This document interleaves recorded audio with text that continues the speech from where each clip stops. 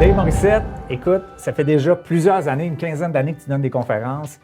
Et tu sais, la gage du succès pour rester performant dans ce milieu-là, tu le sais comme moi, il faut s'améliorer constamment.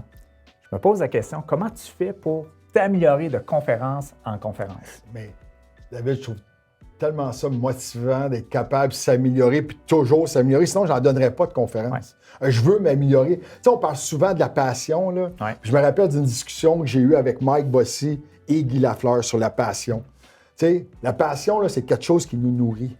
Moi, là, ce qui me nourrit là, avant une conférence, là, c'est comment je peux faire la différence dans une entreprise, dans une équipe. Je parle toujours d'équipe, là, mais Guy Lafleur me disait, et Mike Bossy, moi, je ne vois pas le temps passer. Quand je joue au hockey, quand je suis la patinoire, je ne vois pas le temps passer. Moi, je ne le vois pas le temps passer. Vouloir toujours s'améliorer.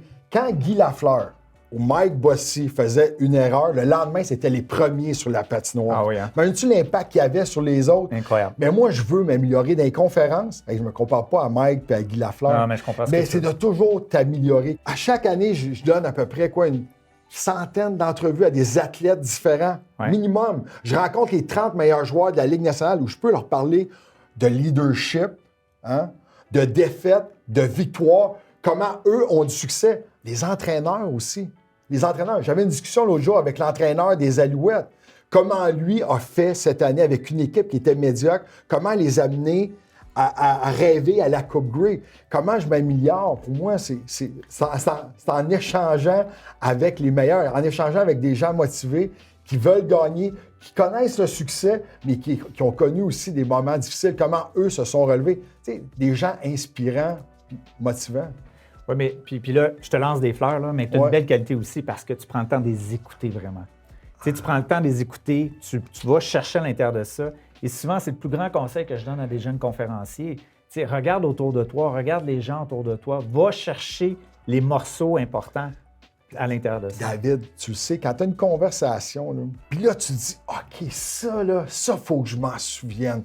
Ça va m'aider dans ma conférence. Je te donne un exemple. Aujourd'hui, j'étais avec Stéphane Robida, qui est l'assistant de Martin Saint-Louis. Ouais. Puis, je lui demandais, tu sais, la question était simple, tu vas comprendre, c'est quoi la plus grande qualité chez un défenseur? Lui, c'est le coach des défenseurs. Mais là, il dit, pareil comme dans une équipe, pareil comme dans une compagnie. Non, il dit, non, mais défenseur, tout le monde est différent. C'est quoi la plus grande qualité d'un défenseur qui joue physique? Hein? Ça va être son contrôle. Oui, tu dois jouer physique, mais tu dois le faire au bon moment. Exact. C'est quoi la plus grande qualité d'un défenseur qui est bon avec le maniement de bâton? Ça ne sera pas les mêmes choses. Tout le monde est différent. Mais dans une équipe, là, c'est la même chose. Tout le monde est différent. Mais ce moment-là de ma discussion avec Stéphane Robida, je me disais, OK, je viens de comprendre quelque chose. Et ça, c'est puissant pour les entreprises. Parce que souvent, on veut avoir les mêmes modèles, mais les meilleurs gestionnaires que j'ai rencontrés, c'était des gens qui étaient capables de s'entourer de personnes différentes autour d'eux puis qui travaillaient avec leurs forces, qui n'essaient pas d'échanger. Exactement, les meilleurs. Il faut que tu t'entoures des meilleurs. Tout le temps. Des gens qui te font réfléchir, des gens qui t'amènent ailleurs. Et la pire chose que vous pourriez faire, puis Dave, je suis sûr que tu vas être d'accord avec moi, c'est d'essayer d'imiter un autre conférencier. C'est d'essayer, même souvent, tu le sais, puis on en a déjà discuté, moi, je recommande à tous mes conférenciers que je représente de ne pas aller voir d'autres conférenciers au début, parce que, veux pas, tu finis par te faire influencer. Mais moi, je pense que, puis tu as tellement raison, puis non, mais je pense que tout le monde a une histoire à raconter.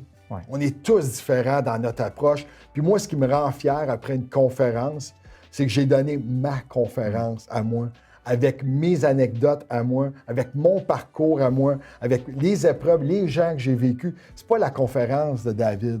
Hein? C'est la tienne, c'est tes celle histoires.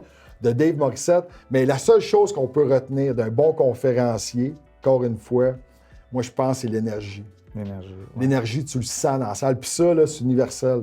T'sais, quand tu as du plaisir, puis tu as une belle énergie, puis tu as le goût d'être là, c'est ça qui fait la différence. Tu as le goût d'être là. Alors, je vous dis, Dave, il y a même de l'énergie quand il nous appelle pour les conférences. Non, mais il faut que tu aimes ça. Faut que tu aimes ça. Bien, en conclusion, énergie, aimer ce qu'on fait, la passion, préparation sont vraiment les clés du succès pour un conférencier qui va connaître du succès. Et travailler avec toi. Hey Dave, merci. Merci David. À tout de suite. Merci beaucoup.